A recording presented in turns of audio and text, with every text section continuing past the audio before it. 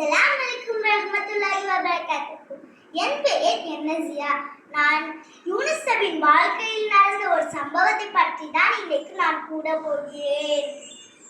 அல்ஹம்துலில்லாஹி ரப்பில் ஆலமீன் வஸ்ஸலாத்து வஸ்ஸலாம் அலா சய்யிதினா முஹம்மதின் வ ஆலிஹி வ ஸஹ்பிஹி. அம்மா பஹத். யூனுஸ் என்ற ஒரு நபி இருந்தார். அவர் 1,00,000 பேர் கொண்ட ஒரு சமூகத்திற்கு ஒரு நபியாக அனுப்பப்பட்டார். அங்கு உள்ள மக்கள்கள் எல்லாம் சிலைகளை வணங்கி வந்தனர். யூனுஸ் நபி சிலைகளை வணங்கக்கூடாது, அல்லாஹ் ஒருத்தனை மட்டுமே வணங்கணும் என்று போதித்தார். ஆனால் அந்த மக்கள்கள் எல்லாம் யூனுஸ் நபியின் போதனையை ஏற்கவில்லை. யூனுஸ் நபி, நீங்கள் சிலைகளை வணங்கினால் உங்களுக்கு பெரிய அறிவு வரும் என்று எச்சரித்து ஊரை விட்டு வெளியேறினர். ஒரு நபி ஊரை விட்டு வெளியேறணும் என்றால் அல்லாஹ்வுடைய கட்டளை வேணும். ஆனால் யூனுஸ் நபி தனது சுய முடிவில் ஊரை விட்டு வெளியேறினார். அங்கு ஒரு கப்பல் இருந்தது. அதில் நிறைய மக்கள்கள் இருந்தார்கள். அதில் யூனுஸ் நபியும் ஏறிக்கொண்டார். கப்பல் கடலில் பயணிக்கும் போது பெரிய பெரிய அலைகள் வந்து கப்பலை மோதியது. இவ்வாறு ஆபத்து வந்தால் கப்பலில் உள்ளவர்களின் பெயர்களை எழுதி சீட்டு குலுக்கி போட்டு யாருடைய பெயர் வருகிறதோ அவர்களை கடலில் குதிக்க சொல்வாது அவர்களுடைய மரபாகும்.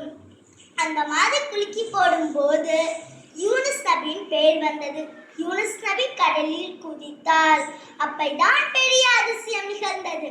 ஒரு பிரம்மாண்டமான மீன் யூனுஸ் நபியை விழுங்கியது. யூனுஸ் நபி மீனின் வயிற்றுக்குள் சென்றார்.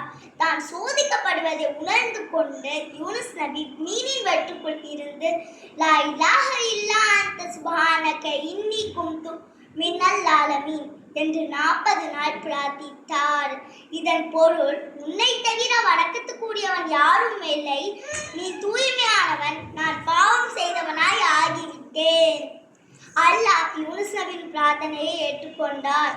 அதனால் மீன் யூனுஸ் நபியை கரையில் துப்பியது. யூனுஸ் நபி கரையில் பலவிதமாய் இருந்ததினால் அல்லாஹ் சுரக்காய் செடியை வளர வைத்து யூனுஸ் நபிக்கு நிழல் கொடுத்தார்.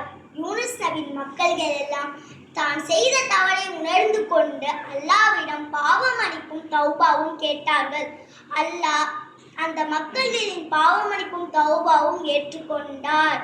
யூனுஸ் நபியும் சோதனையிலிருந்து மீண்டு கொண்டார். இந்த கதையிலிருந்து நாம் தெரிந்து கொள்வது, பாவ மன்னிப்பும் தௌபாவும் அறிவில் இருந்து பாதுகாக்கும்.